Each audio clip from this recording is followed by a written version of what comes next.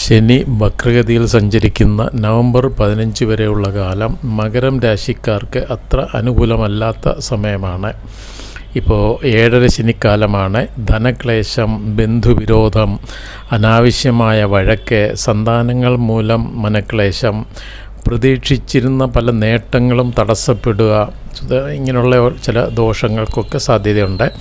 മാതാവ് മൂലമോ മാതൃതുല്യരായവർ മൂലമോ ചില ക്ലേശങ്ങൾക്ക് സാധ്യത കാണുന്നു.